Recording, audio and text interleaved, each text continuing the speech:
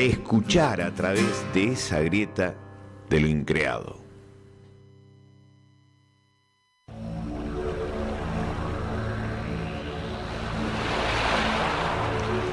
¿Cómo les va?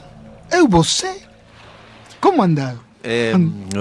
Guten Tag. Guten Tag. Gut. ¿Cómo se dice? Sehr gut, sehr gut. Viegas. Muy bien. ¿Cómo muy se bien. dice? Decime qué se siente en alemán. Eso estaba mirando. La traducción medio difícil es. Sagen Sie mir, algo así. Dime qué se siente. ¿Cómo Bueno. se dice? ¿Y 7 en alemán? Seven. Seven. No, es sieben. Bueno, por lo menos buenas tardes a todos. Buenas tardes. La primera alegría del Mundial. Tuvimos alguna. Esta es la primera alegría de estos 2 días. Esperemos que mañana coronemos con otra alegría, ¿no? Y como le comentaba, en un momento en que todo el mundo dice que Sudamérica renace, como el subtítulo del documental de nuestro amigo Alan Stiebelman, y ahora corresponde a Argentina cargar con este peso, ¿no? Nunca un europeo ganó en América un mundial de fútbol, ¿no? Y entonces ahora, Qué responsabilidad. qué amiga. responsabilidad, qué peso enorme, la verdad me asusta un poco. Yo ya estoy nervioso. Está como bien, pero les decía. ¿quién se iba a imaginar que íbamos a tener un papa argentino? ¿Por qué no esto al lado de tener un papa argentino? Sí, realmente. Sí, Es sí. fútbol, Todo así puede, que- todo puede pasar. Bueno, ¿qué cuentan? Bien. Bienvenido, Berlanda, nuevamente. Lo hemos extrañado el programa Es anterior. que me voy, vengo, sí. hablo con Pero, ¿sabes? Habla No entraba en Habla el con radar Filemón. directamente. Habla con Filemón, bien. Sí, me voy por esos mundos imaginarios a veces y uno demora. Hoy tenemos una invitada, De lujo. una invitada de lujo, pero no ¿Quién sé si está va por a ahí? hablar o... Mi ahijada. Mi hija. ¿Querés saludar? Hola. Bueno, Tenemos a Tenemos Luna. la presencia de la famosa Luna. Luna. Por primera vez en nuestros estudios. En ¿Cómo le alemán va? sería Luna Mond, Berlanda. der Mond. Der Mond. bueno, estamos con todos los de Alemania. Sí.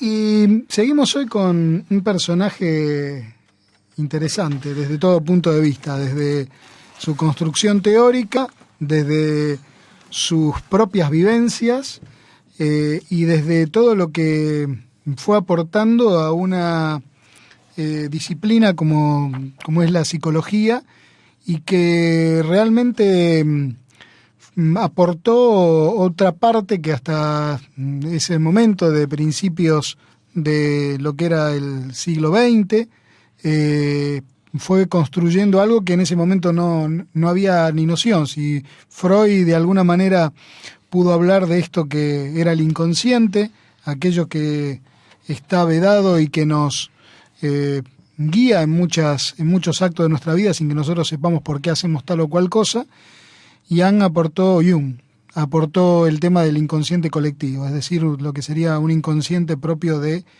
la humanidad y que todas las culturas a lo largo de la historia fueron tomando elementos de ese inconsciente colectivo, ¿no?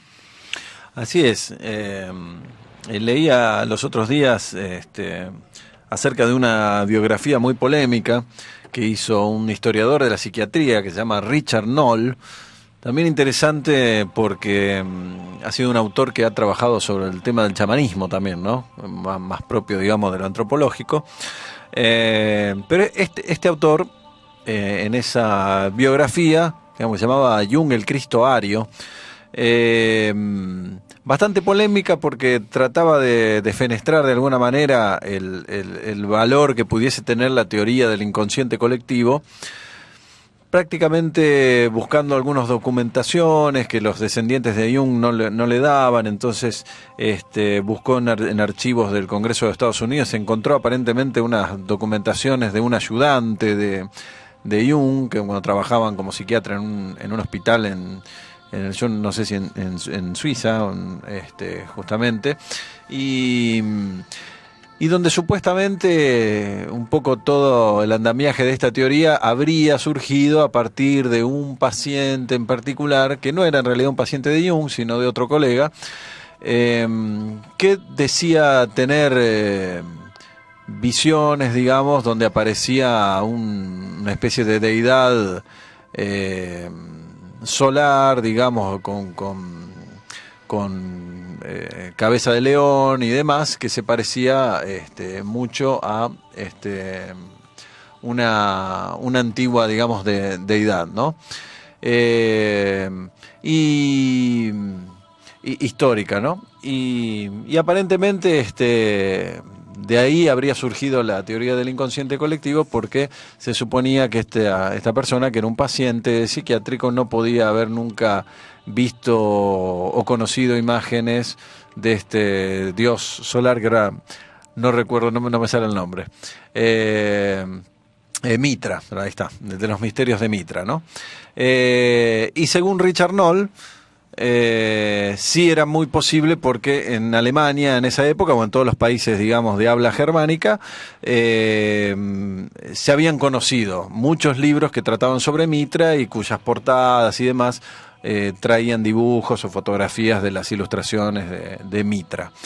Pero ahora sabemos que este libro salió en el año 92, ¿no? O en el año 2002, por ahí no recuerdo.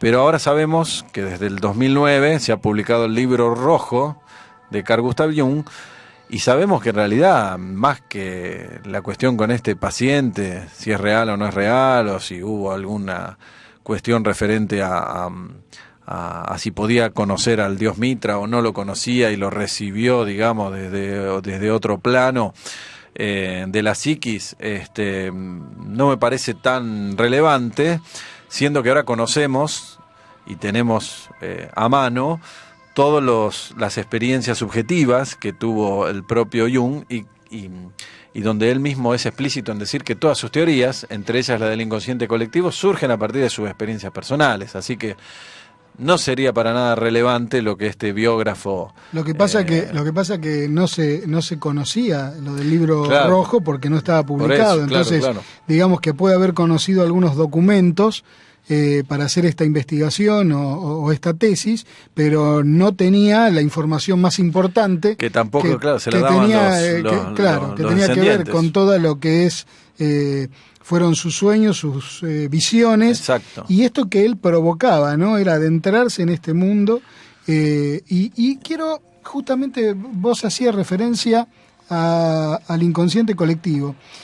Y no sé si los oyentes recuerdan que en el primer programa que hablábamos de Jung, hacíamos referencia de que pasó un tiempo en un viaje por barco con Freud, y parte de ese viaje, como divertimento, era interpretarse cada uno los sueños. Uh-huh.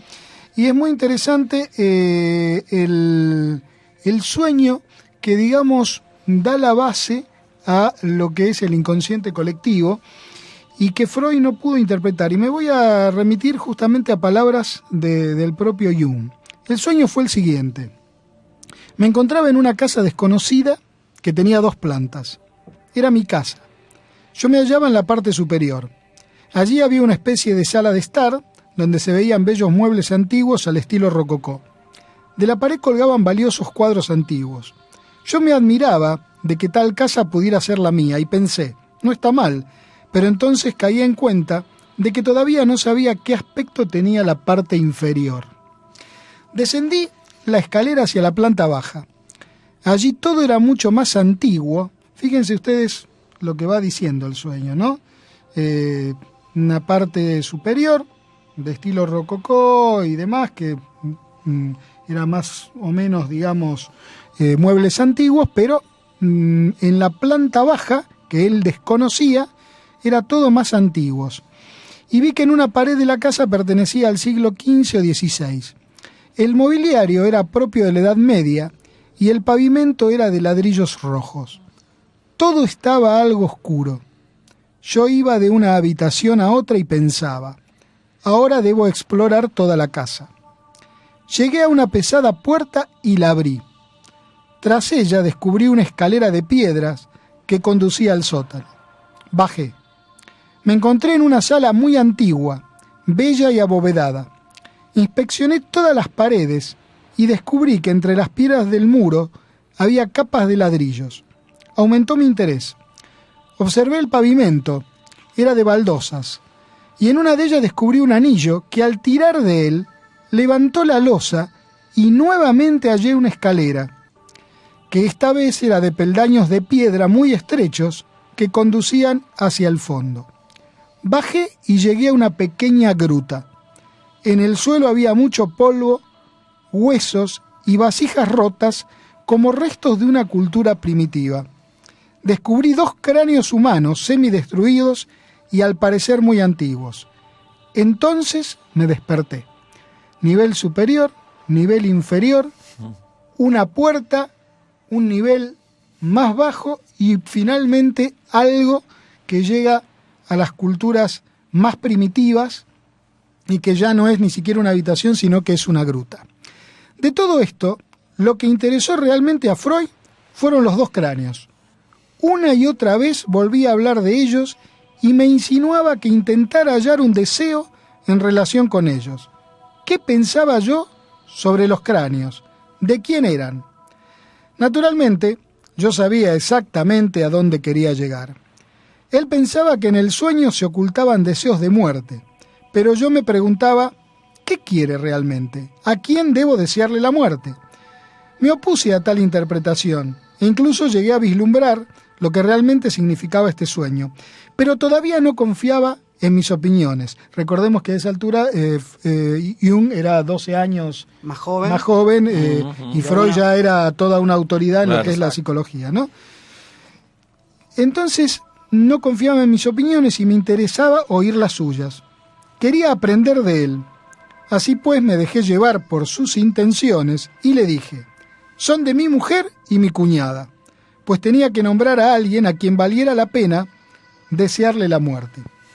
Freud pareció aliviado por mi respuesta, pero me di cuenta de que se hallaba indefenso ante tales sueños y se refugiaba en su doctrina, cosa que hacen muchos psicoanalistas actualmente al trabajar con pacientes que de pronto no pueden llegar a encontrar la cuestión. Es cuando la doctrina se pone por encima de lo que uno verdaderamente está trabajando. Uno está trabajando con una persona. Sí, cuando se conecta con la teoría y no con el alma del paciente. Muy bien, sí, eso definió perfectamente Chinaski lo que yo quería decir. Gracias. Entonces, justamente dijimos que Freud pareció aliviado por mi respuesta, pero me di cuenta que se hallaba indefenso ante tales sueños y se refugiaba en su doctrina. A mí me interesaba comprender el verdadero sentido del sueño.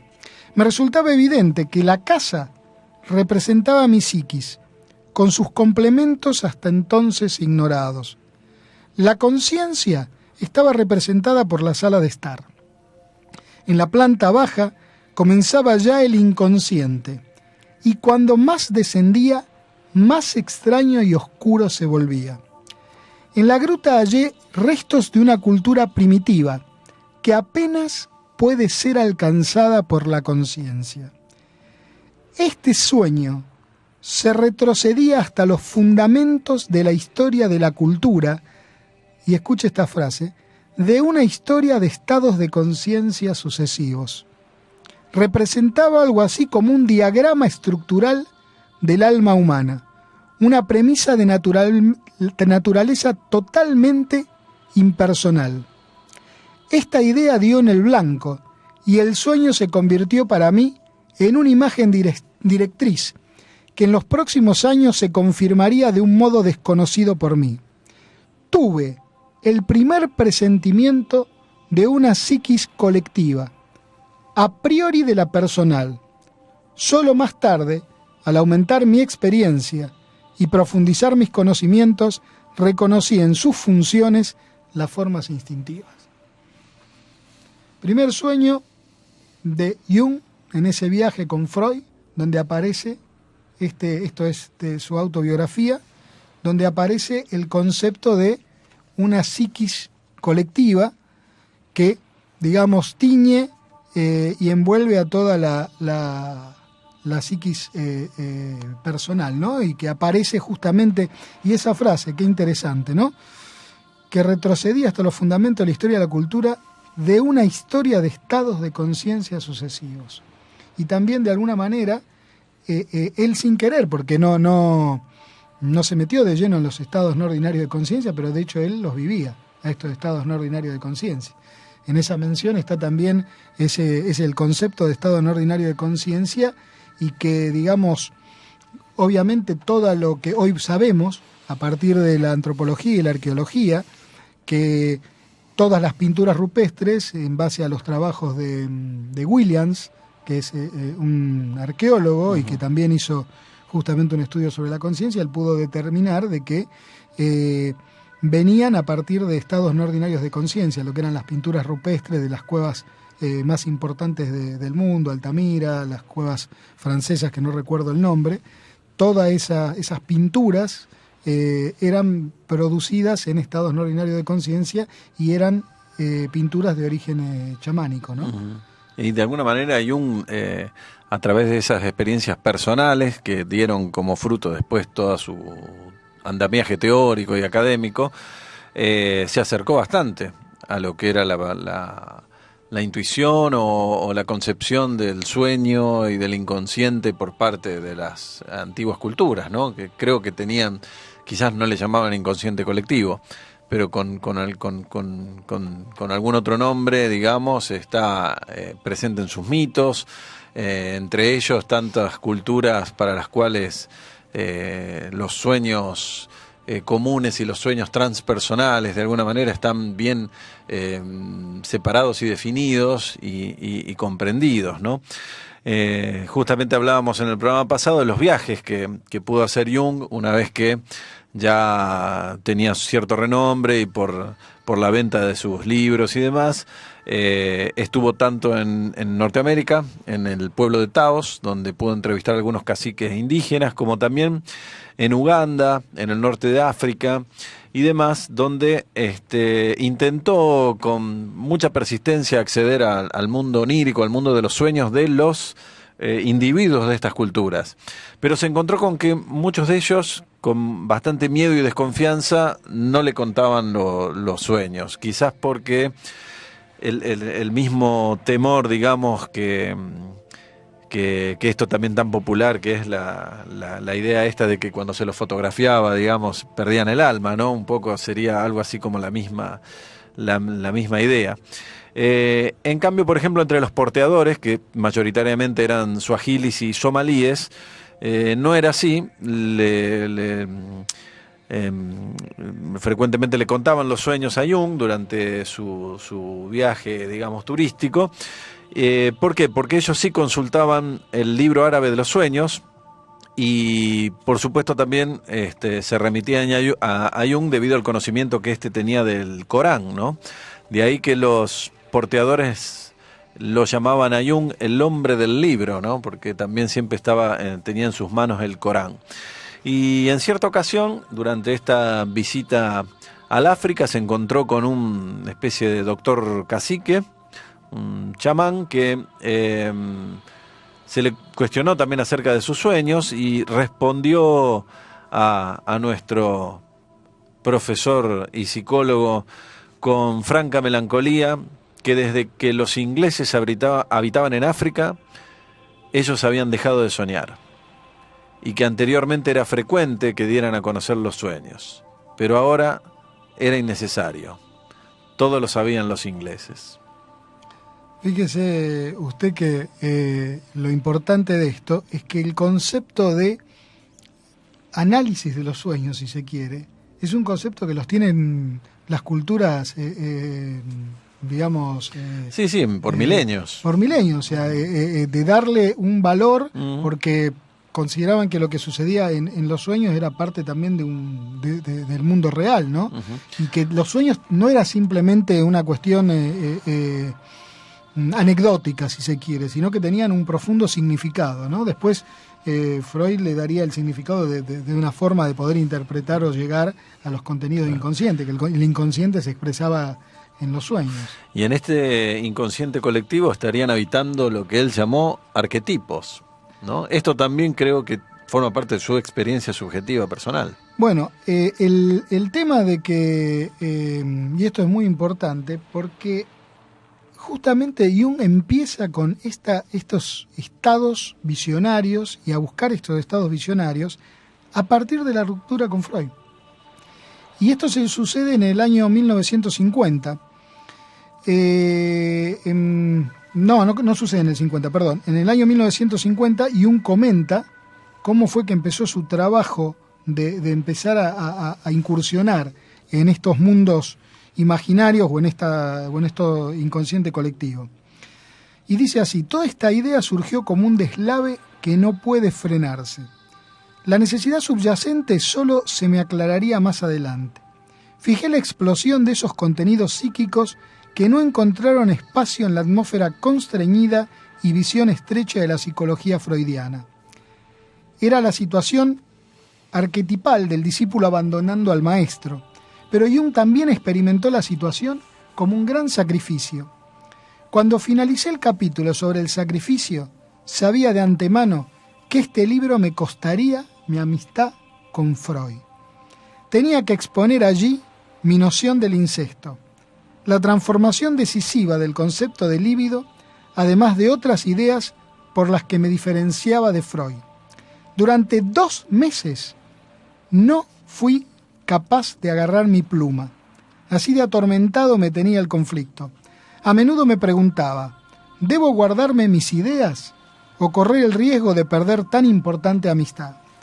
Freud insistía en la interpretación sexual y no podía captar la interpretación del incesto como símbolo. Yo sabía que él nunca lo aceptaría. Y cuando publica justamente su trabajo, digamos, a partir de allí se produce la ruptura con Freud, y a eso justamente él queda tan mal a partir de ese hecho, que empieza a incursionar justamente en ese mundo de sueños y fantasías, donde aparece emergiendo una figura que empieza, y esto es muy interesante, por lo que todos aquellos que hemos tenido experiencia de estado no ordinario de conciencia, por ejemplo con el ayahuasca, cuando lo hemos comentado muchas veces, que muchas veces uno siente en ese estado particular la presencia de alguien más, que no solamente está uno con su propia psiquis. Y allí surge justamente la idea de: ¿es la planta la que le habla a uno, o es su propia psiquis, o es la planta y la propia psiquis, sí, o es algo, pero lo concreto es que es algo distinto a uno, ¿no? Exactamente. Yo lo venía pensando eso, leyendo sobre todo, lo habíamos mencionado en el programa anterior, cómo de alguna manera este sueño, si se quiere, premonitorio de lo que vendría en la vida de Jung a futuro, todo lo que se iba a dedicar a investigar, fíjese que lo que caracteriza la actitud de él en ese sueño, porque él era muy consciente en ese sueño, a pesar de que estaba soñando, cómo se atrevió a ir más allá de lo supuestamente establecido. Él menciona que vivía en la planta de arriba y que hasta ese momento era todo lo que él conocía. Uh-huh. Se atreve a seguir indagando y se encuentra en su propia casa con una planta baja que no conocía, con un sótano y al fin con otro espacio donde encuentra estos huesos, estos restos. De alguna manera, lo que él con esta actitud y que luego la toma y la continúa con su investigación es a ir más allá de lo establecido por lo que él denomina el espíritu de este tiempo. Yo lo escuchaba atentamente cuando leía el sueño y se me venía a la cabeza esto de como seres humanos remontarnos así hasta el origen del hombre, si quiere, que no digamos, si nos vamos a nuestra comprensión matemática, el tiempo sería casi infinito para atrás, y cómo de alguna manera cuando nos corremos del tiempo, como decía Einstein, el tiempo es una ilusión, y de alguna manera tenemos que conectarnos con el pasado en ese sentido, es donde empiezan a surgir los símbolos como explicativos de todo. Lo que va quedando de generación en generación, en generación en generación, son los símbolos, que es la información que se va transmitiendo y que llega a nuestros tiempos.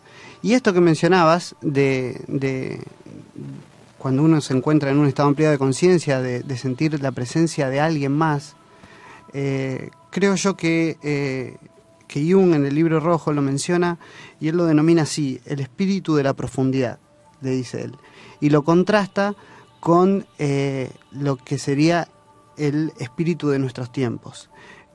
Simplemente el espíritu de nuestro tiempo es ese espíritu que nos guía hoy en día como sociedad, el que tiende a clasificar, a meter en cuadros sinópticos, y por el contrario, el espíritu de la profundidad, que fue con el que él se encuentra en este animarse a ir más allá, le enseña unas cosas que se las voy a leer,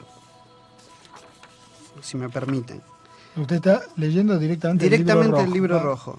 Está leyendo, traduciendo directamente del alemán, ¿no? Directamente del alemán, si me dan un segundo. El espíritu, ¿qué es lo que piensa el espíritu de la profundidad acerca del alma? Recordemos que, como habíamos dicho... no es lo que dice Jung, sino lo que le dice el espíritu de la profundidad. Exactamente. Recordemos lo que habíamos dicho en el programa anterior, donde de alguna manera, si nos metemos a leer este libro, a tratar de comprenderlo, él nos pide que nos conectemos con ese niño, o conectarnos con ese niño investigador, el que no da por supuesto nada. Y es un contraste muy interesante que creo que puede conectarse con esta otra presencia que suele encontrarse en nuestra amplia conciencia. El espíritu de la profundidad piensa acerca del alma. La contempla como un ser viviente, existente en sí mismo, y con eso contradice al espíritu de este tiempo, para el cual el alma es una cosa dependiente del hombre, que se puede juzgar y clasificar, y cuyo alcance podemos comprender. Tuve que reconocer que aquello que yo antes había llamado mi alma no había sido para nada mi alma, sino una construcción doctrinaria muerta. Por eso tuve que hablarle a mi alma como algo ajeno y desconocido, que no tiene consistencia a través de mí, sino a través de la cual yo tengo consistencia. Por tanto, aquel cuyo deseo se aleja de las cosas externas es quien llega al lugar del alma. Si no encuentra el alma, lo apresará el horror del vacío y el miedo lo arreará blandiendo el látigo en una ambición desesperada y un ciego deseo por las cosas vacías de este mundo. Se vuelve loco por su deseo interminable y se extravía de su alma, para no encontrarla nunca más. Justamente lo que en el inicio de este camino, a lo largo de todos estos años donde Jung, como él se había alejado de los ambientes sociales y todo eso, él lo primero que menciona es que finalmente se reencuentra con su alma, que vuelve a reconectar con esto, con esta, si quiere llamarlo, presencia superior, algo que va más allá y que no puede ser encerrado, como habitualmente suele comprenderlo nuestra cultura, en esta dualidad de alma y cuerpo, o mente y espíritu, como quiera ser llamado. Y todo el recorrido del Libro Rojo justamente es eso, y el objetivo de él es finalmente eso, el acabar con la dualidad y de alguna manera reconciliar lo que son las viejas enseñanzas con esta cultura occidental que todos sabemos poco a poco, no sé si se acerca a un fin, pero sí a un gran cambio. Leía por ahí que la mejor manera de acercarse al Libro Rojo era leerlo como un libro profético. Y reforzando lo que usted decía con respecto a estos personajes y cómo hablaban, una figura que aparece dibujada inclusive en el Libro Rojo y que es básicamente la que aparece sucesivamente, él mismo la llama Filemón, y era un pagano que aportaba una influencia egipto-helenística con matiz gnóstica. Filemón y otra figura de la fantasía me llevaron al convencimiento de que existen otras cosas en el alma que no hago yo, sino que ocurren por sí mismas y tienen vida propia. Exactamente lo que le dije. Filemón representaba una fuerza que no era yo. Tuve con él conversaciones imaginarias y hablaba de cosas que yo nunca había imaginado saber. Me di cuenta de que era él quien hablaba y no yo. Esto es lo que uno puede sentirlo en estos estados no ordinarios Claro. de conciencia. Reconoce como un otro, no. Hay un otro con un saber que uno no tiene. No es como una reflexión que uno hace o cuando uno dialoga o trata de analizar una situación consigo mismo. Esto se siente como si fuese otra persona, otra presencia, otra Y persona. se siente esta cuestión, se siente que, Como que sabe cosas que claro. uno nunca pensaba saber, o dar respuestas que uno no, Tal vez no la daría, ¿no? el logos famoso del que hablaban los antiguos griegos, ¿no? Ese que después va a ser traducido como el verbo, ¿no? Que da origen a quizás en el origen de todo esto esté en justamente estados ampliados de la conciencia, donde mucha gente cree sentir una especie de voz que es tanto la voz propia de su pensamiento como otra cosa exterior. Fíjese qué interesante lo que le decía Filemón. Él me explicaba que yo me comportaba con mis ideas, como si las hubiese creado yo mismo, mientras que en su opinión estas ideas poseían vida propia, como los animales del bosque o los hombres en una habitación o los pájaros en el aire. Así iba yo familiarizándome paulatinamente con la objetividad psíquica, la realidad del alma. Desde el punto de vista psicológico, Filemón era una actitud superior. Era para mí una figura misteriosa que a veces se me aparecía de un modo casi real. Me paseaba con él por el jardín y representaba para mí lo que los hindúes llaman un gurú. Recuerdo que en el programa anterior nuestra amiga Carolina de Bahía Blanca preguntaba: si yo pudiese saber cuál era la técnica que usaba Jung, dice, que le llamaba la imaginación activa, ¿me puedo contactar también con Filemón? ¿Usted qué le contestaría a Carolina? Y quizás sí, porque ya pasa a ser un personaje, digamos, yo creo que Yo le decía. creado. Puede aparecer Filemón o puede aparecer El nombre que ella quiere el nombre poner. que ella quiere, ¿no? Sí, Exactamente. obvio. Claro. Justamente hablando del alma, tengo aquí, pude conseguir el tercer libro de Patrick Harpur, escritor inglés que ahora está tan de moda, que habla sobre el alma. Justamente en este libro, La tradición oculta del alma, aborda el arquetipo del alma, que es el ánima, ¿no? Y dice justamente que Jung era reacio a usar la palabra alma debido a sus connotaciones religiosas, ¿no? Teológicas, y en su lugar empleaba la palabra psique, que al ser griega sonaba más científica, pero cuando Jung está hablando de psique, está hablando en realidad del alma, ¿no? Porque la psique se refería tanto a la conciencia como al inconsciente, es decir, a la totalidad de la personalidad. Su palabra ánima, quiere decir alma, en latín, se refería al principal arquetipo del inconsciente. Y nuestro autor identificaba el ánima con aquello que se encuentra detrás de los humores repentinos que se apoderan de nosotros para bien o para mal, detrás de nuestros ensueños y anhelos no expresados, en sueños y en fantasías, donde aparece como una miríada de figuras femeninas: la chica del autobús, la amazona profesional, la camarera, la prostituta, la profesora de francés, la niña huérfana, virgen, sacerdotisa del vudú. Las imágenes del ánima no tienen fin. A través de nuestra lujuria o amor, de nuestra compasión o terror, el ánima nos mantiene emocionalmente conectados al inconsciente, al alma. Es el alma misma, como si fuese la bella durmiente, a la que hay que despertar con un beso para que cumpla su destino. Igual que a Cenicienta, a menudo la ignoramos, aunque las cenizas que la cubren ocultan en realidad a una princesa radiante. En los sueños puede mostrarse esquiva y hasta carecer de rostro, pero sin dejar de ser una seductora ninfa a la que perseguimos por calles desconocidas o entre la multitud como caballeros artúricos perdidos en un bosque oscuro. No obstante, si nos perdemos persiguiendo al ánima, es para encontrarnos a nosotros mismos en un sentido más profundo, como un refulgente templo del Grial en un inesperado claro del bosque. Y usted fíjese que este trabajo de hablar con estas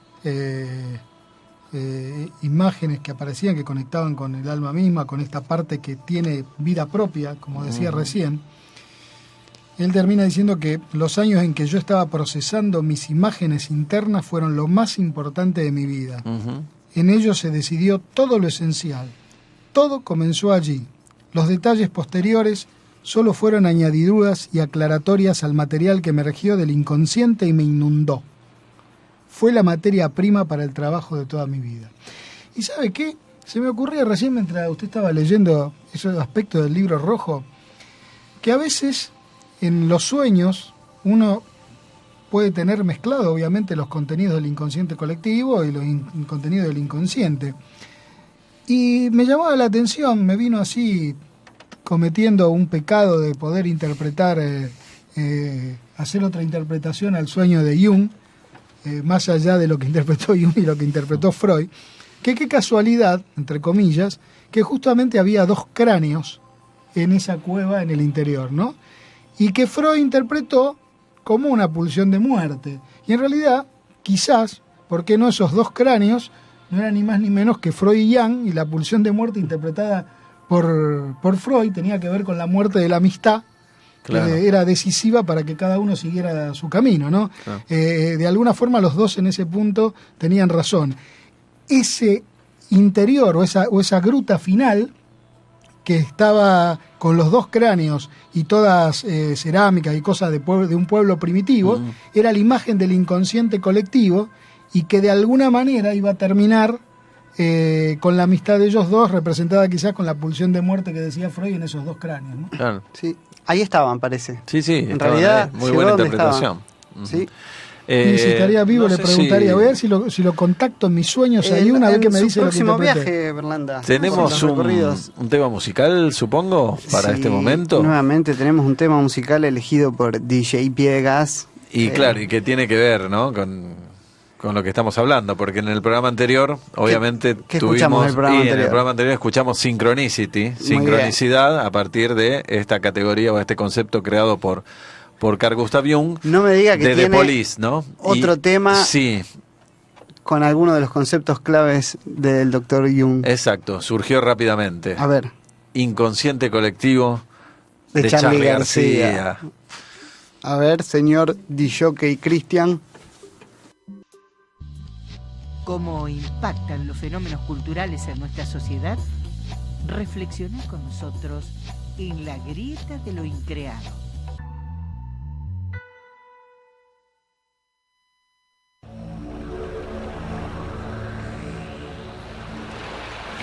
No, nada. Dijo CIA, dijo nazi. Sí, no, porque... Perdón, yo le quería dedicar este tema a la señorita Chinaski, que sé que está muy nerviosa para mañana, pero ya vamos a festejar.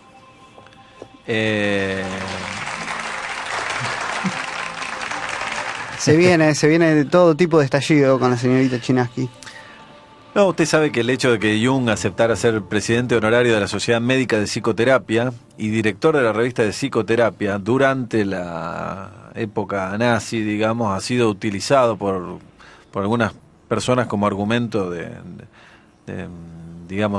atribuírsele inclinaciones pronazis, cosa que, bueno,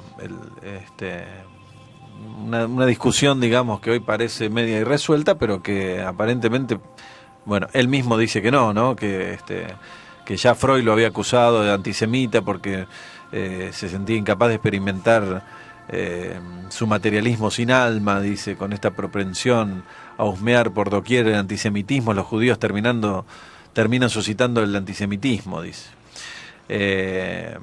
No comprendo por qué un judío no puede admitir tanto como el pretendido cristiano que cuando se tiene una opinión sobre él que no se le está criticando. Porque hay que suponer siempre inmediatamente que se quiere condenar al pueblo judío en su conjunto, ¿no?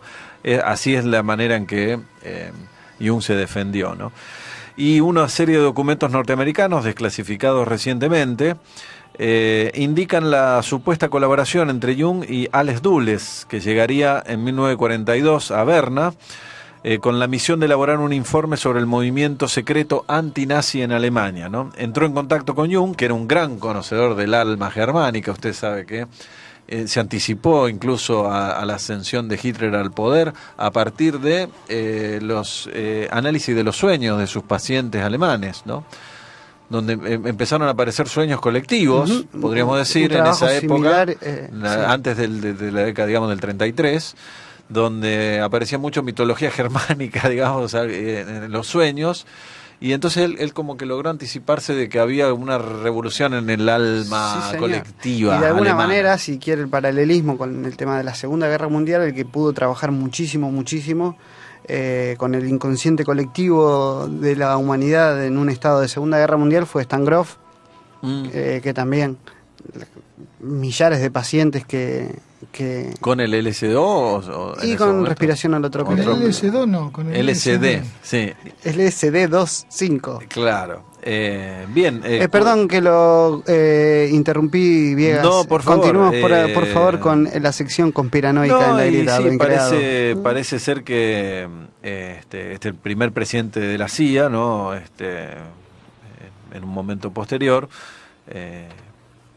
lo contactó, lo convenció para recoger informaciones útiles en ese sentido, y aparentemente, según una revista que da a conocer esta polémica, dicen que lo convirtieron en el agente número 488 de la Agencia Central de Inteligencia Americana. Bueno, estas son polémicas, digamos, en torno a su vida. Lo interesante es todo este periodo, que es de 1913 a 1930 y Casi. pico, donde... 16 años. que es justamente donde él vuelca todas sus visiones, sus sueños y demás en el libro rojo, que recién ahora podemos conocer a partir del 2009, una famosa visión que él tuvo en 1913 cuando estuvo en el baptisterio ortodoxo de la ciudad de Rávena, ¿no? Aparentemente fue una visión, digo aparentemente porque, bueno, Jung estaba con un acompañante cuando vio 4 mosaicos en este baptisterio, en el lugar donde debería haber ventanas, ¿no? Y tenían 4 motivos diferentes. El mosaico Eran escenas, eran mosaicos que representaban escenas. representaban escenas. En el lugar donde debería haber ventanas, ¿no?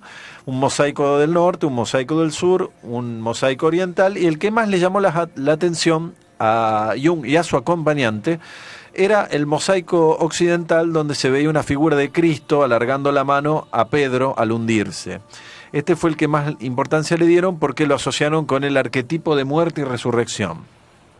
Pero resulta que al abandonar el lugar, quisieron adquirir fotografías alusivas o imágenes o postales y demás, y no encontraron en ninguna parte estos famosos mosaicos. Y bueno, tuvieron que viajar de nuevo, y desde Zúrich Jung le hace el encargo a un conocido que tampoco pudo verificar que esos mosaicos existieran. Entonces, claro, quedó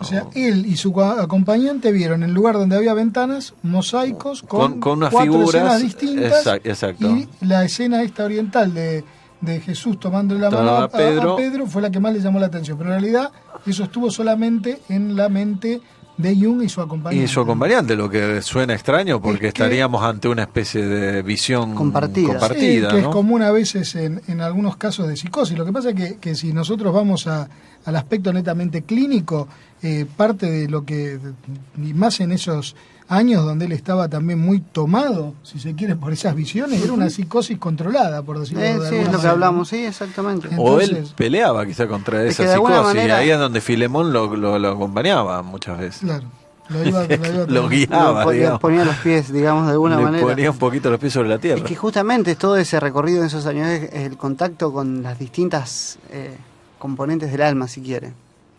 Múltiple y es una. Claro, que es lo que como hablábamos usted la dijo en el pasada, programa pasado. exactamente. Concluyó Jung que desde entonces que algo interno puede ser representado externamente y viceversa, ¿no?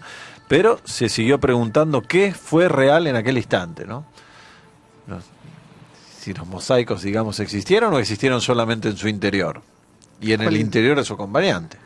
Y usted fíjese una cuestión que cómo él aplicaba esto a la terapia, porque tiene mucho que ver todo esto, mucho que ver con esto que venimos hablando desde el primer programa de los estados no ordinarios de conciencia y a los cuales se llega por distintos métodos. Acá vemos claramente llegar a un estado no ordinario de conciencia espontáneo, que se da también, pero en realidad más que espontáneo, buscado. O buscado, él, bueno, porque él pero dice digamos que no meditaba. No hubo un baile, no hubo claro, una especie de meditación. Él le llamaba a esto, y él dice que cualquiera lo puede lograr. Él le llamaba esto el método de imaginación activa.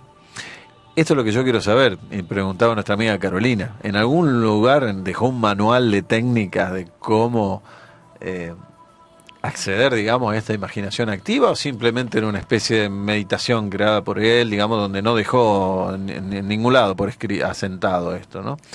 Este método implica una inmersión consciente en el inconsciente, cuyos contenidos son entonces observados y meditados. Dejar fluir la imaginación. Ese sería el concepto. Esta imaginación activa sería, y eso uno lo puede lograr. Yo creo que todos aquellos que nos escuchan alguna vez lo han tenido, que es tratar de relajarse, pero en vez de intentar poner la mente en blanco, acá sería profundizar en las imágenes que uno va viendo. Ahí está. Es como esforzar, cuando aparece una imagen, tratar de meterse más en esa imagen. Claro. Pero no buscando conscientemente, sino Sí. dejando ver que Yo me sumo surge, a ¿no? decirlo como diría él, dejando de lado la razón y conectándose con el corazón, con la emoción. Yo quería leer, no sé si estamos, sí, tenemos, como para ir cerrando, de alguna manera esto que fuimos diciendo, digamos, si ya estamos por el programa 44, hoy nos olvidamos, viejas. De decirlo. 4-4. 4-4. Creo Es que hoy estábamos con el 7-1. El 7-1, sí, sí.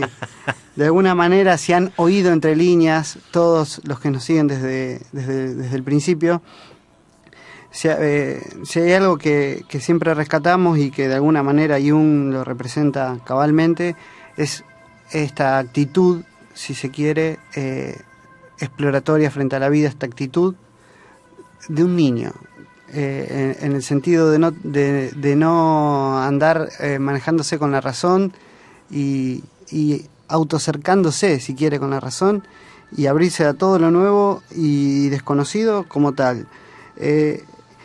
Jung, en la primera parte del Libro Rojo, sobre todo, cuando hace esta especie de dialéctica entre lo que sería el espíritu de estos tiempos, que sería este espíritu mutante que va cambiando generación tras generación, en contraste con lo que sería el espíritu de las profundidades, que es aquel que permanece inmutable.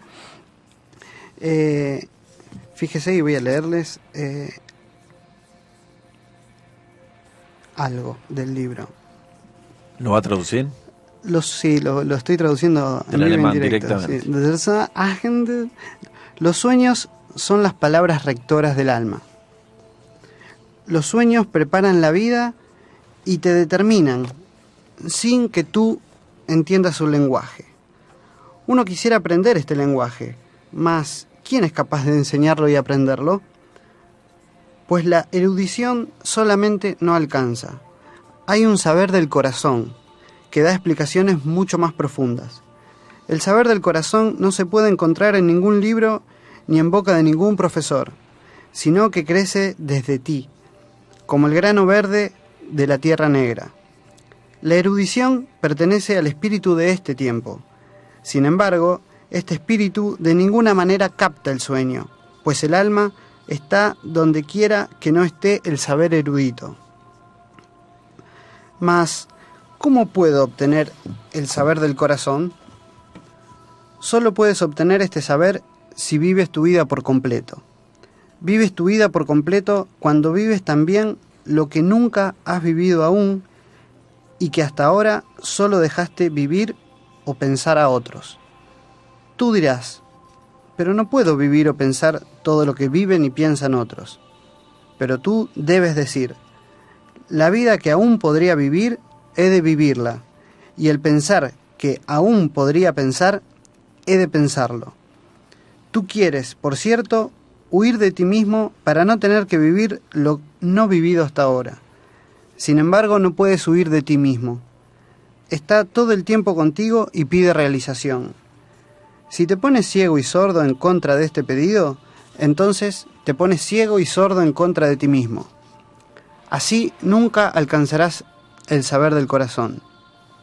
El saber del corazón es como es tu corazón. Desde un corazón malo, conoces cosas malas. Desde un buen corazón, conoces cosas buenas. Para que vuestro conocimiento sea acabado, considerad que vuestro corazón es ambas cosas, bueno y malo. Tú preguntas, ¿Cómo? ¿He de vivir también lo malo? El espíritu de la profundidad pide: la vida que aún podrías vivir, deberías vivirla. El bienestar decide: no tu bienestar, no el bienestar de otros, sino el bienestar. Tuve que reconocer que solo soy expresión y símbolo del alma. En el sentido del espíritu de la profundidad, yo soy como aquel que es símbolo de mi alma en este mundo visible, y soy completamente siervo, completamente sumisión, completamente obediencia. El espíritu de la profundidad me enseñó a decir: yo soy el servidor de un niño. A través de esta palabra aprendo, ante todo, la humildad extrema en tanto aquello que más necesito. Todo esto es parte del libro rojo. Fragmentos, pero Son creo que de fragmentos. alguna manera representa...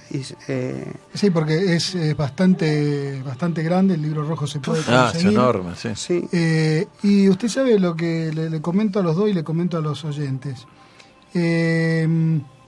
Buscando en internet encontré por este buscador de contenidos non santos, digamos, el EMUL, una colección de la totalidad de la obra. parte de la obra de Freud.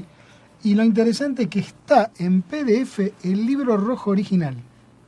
De O sea, Jung, está de hablando Jung. usted. Ah, no, de Jung. Freud. De Jung. De Jung, sí, dijo Freud. Esta misma Ahí lo traicionó el noche, inconsciente. Sí. Esta misma noche, Usted es freudiano.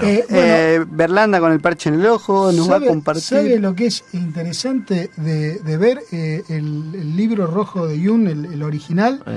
Primero que está escrito con letra con casi cursiva. Claro, sí. Y después los dibujos, pero en cada página está escrito en letras más grandes, letras más chicas, o sea, lo que usted leyó, que es la traducción en español del libro rojo, sin las imágenes, cada parte tiene un significado porque tiene o una letra pintada de inicio de párrafo, Sí, o como- párrafos como- más chicos y más grandes, es decir, Como esos libros de miniaturas iluminados de la Edad Media, ¿no? claro, Sí, y inspirado en- es decir, que lo que uno está leyendo, la interpretación de que uno puede sacar de la traducción, digamos que habría que leer el original y traducirlo al original porque cada párrafo tiene a su vez su sentido de claro. acuerdo a cómo está escrito, ¿no? Sí, es prácticamente un libro, como usted bien dijo, pintado, ya sea por la caligrafía o por las Exacto, imágenes que está, ¿no? que muchas veces se lo ha comparado con el libro profético de Kells o con la obra que ahora ha sido también traducida al castellano de